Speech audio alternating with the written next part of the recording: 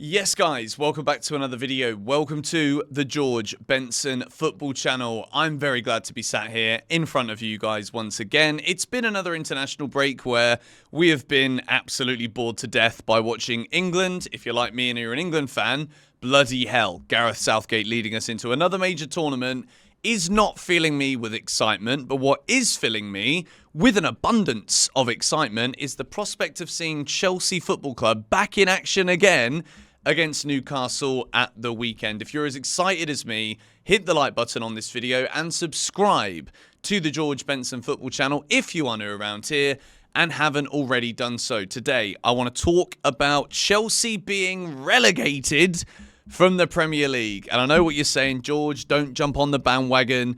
Nothing's happened yet. They've not even been proven, these charges. We've not been charged. There's no points deduction. There's no emulsion. There's nothing. All right, emulsion. Isn't that something you put on your ceiling? I don't know. At this point in time, Chelsea aren't relegated, so don't stress about it.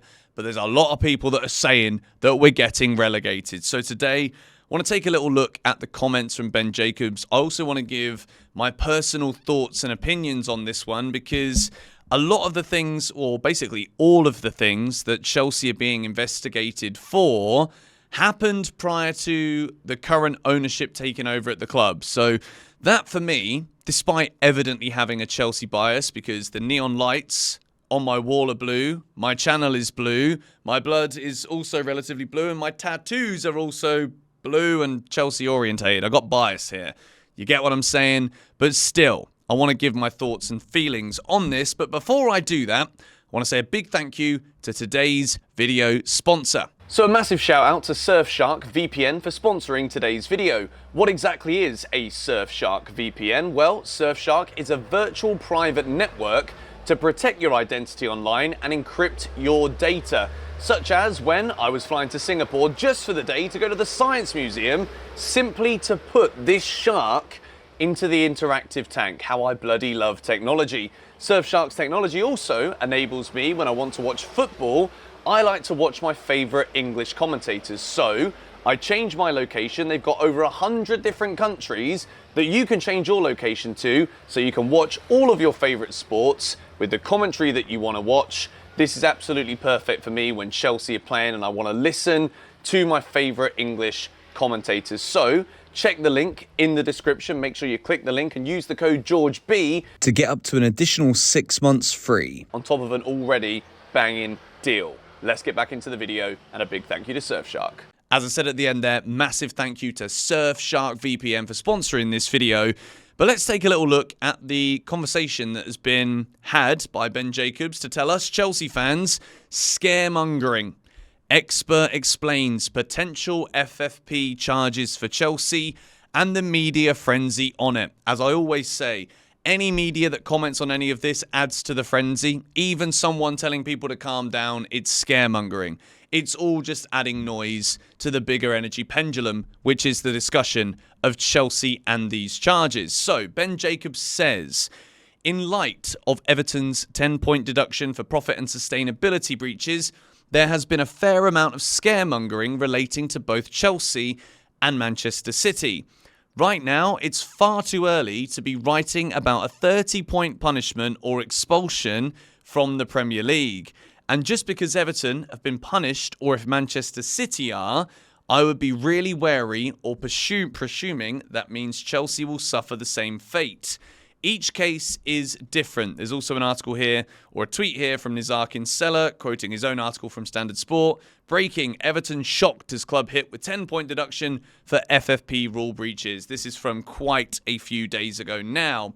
I want to give my opinions, first of all, on a lot of what I've seen in relation to the way that people analyse Everton's point deduction. There are a couple of people in the world that will look at it and say, well, Everton breached one rule, they got a 10-point deduction. So Man City breached 115, they should have a minus 1,150 point deduction. And then Chelsea have broken, let's say, how many? 4 or 5 rules, so that it should be 40 or 50.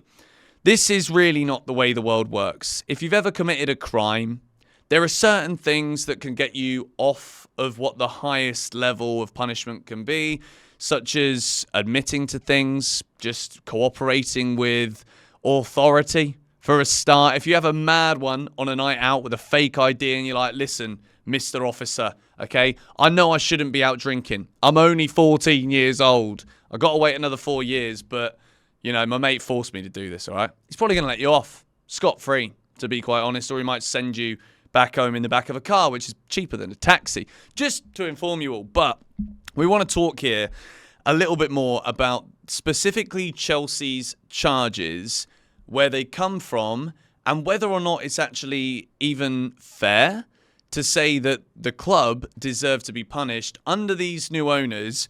And I also want to discuss a little bit about why maybe the owners kind of knew that some punishment of severity was coming, which could also explain the erratic nature behind the rebuild and how fast Chelsea have looked to spend money over the course of the past couple of years. Is it a case of Chelsea and Todd Boehly, we spent all of this money to basically just have a super squad of players that can hopefully win every football match every week, so that if a 40 or 50 point deduction comes, it's all right because we've got 100 points and 50 will definitely keep you in the Premier League? You don't know.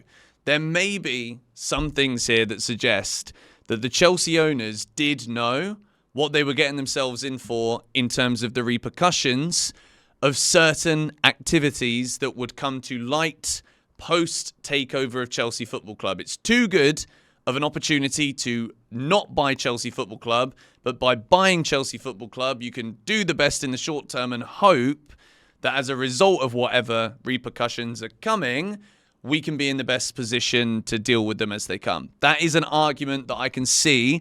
And because at the moment, I think there is so much darkness regarding the truth and the facts about what Chelsea are actually being punished for, whether or not the retrospective action of the Premier League is going to affect the Chelsea owners now.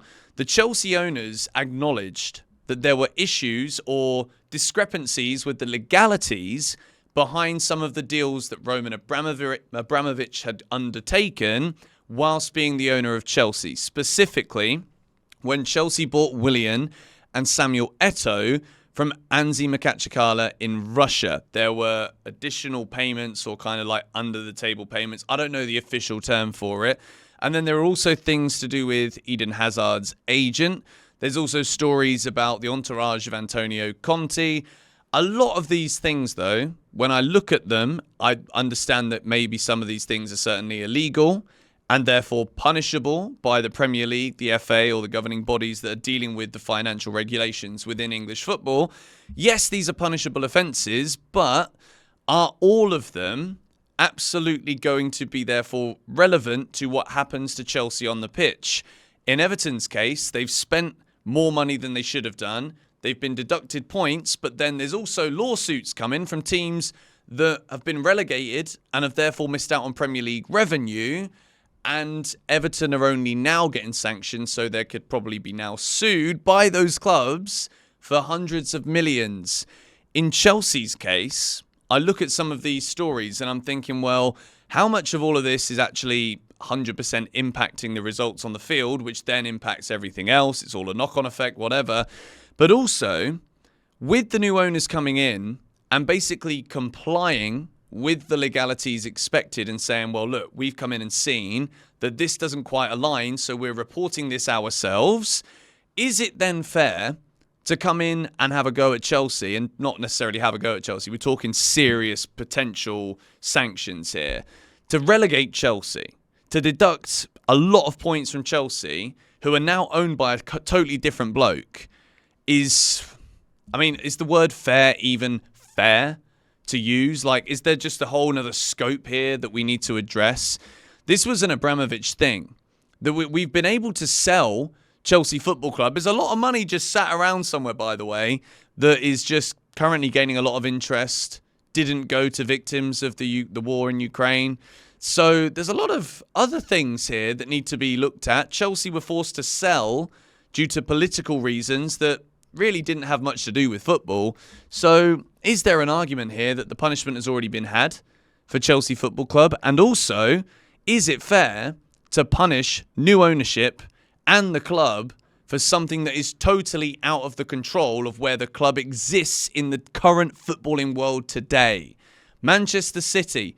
I'm not just trying to get a little get out of jail for Chelsea and then say, yeah, punish City for it. But City have had the same owners in the same league without any of the additional noise from the outside during this whole period to get 115.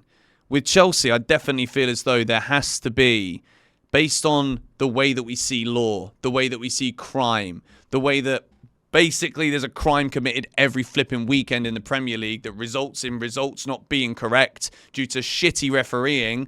Let's focus on a lot of those things as well, shall we? Whilst we try and either make an example of Chelsea, which again, the Premier League needs Chelsea. The Premier League needs Manchester City. There are so many avenues and angles here that need to be looked at. The image of the Premier League right now could be tarnished if Chelsea and City get away with it, and little old Everton, no offence, Everton are a massive club. Everton get punished, City and Chelsea get away with it. I don't think that's right either. But I absolutely feel as though in Chelsea's case, with the current owners having no say in any of this matter, complying with what was wrong and what they understand from the rules, doing proper due diligence, by the way, I would go as far as to say that a hefty financial fine is fair to Chelsea Football Club. Now, I know I've not researched this anywhere near enough as I should, but I wanted to give my top-end thoughts on this today because it's been in the news. People are saying we're getting relegated, Chelsea going down, blah, blah. No, we're not. I don't think we're going to get relegated. I don't think using the logic, it's not logic, of Everton 1 breach, 10 deduction, and Chelsea 4-5 breaches, 50-point deduction. It's not going to work. This isn't how this works. Each case is different, and therefore each case needs to be investigated at the levels in which is necessary to decipher the correct punishment for each club involved. I think it's going to be years until we figure out what's happening to City, and I think maybe Chelsea get a transfer ban and a very hefty fine, maybe a point deduction, but I don't think it will be enough to get us relegated. That's just my thoughts on it. Don't want to really jump the gun too much and say, yeah, Championship next season, Millwall away, gonna allow that, yeah, whatever. All right, let me know your thoughts in the comments down below. Thank you once again to Surfshark VPN for sponsoring this video. I'll see you guys soon.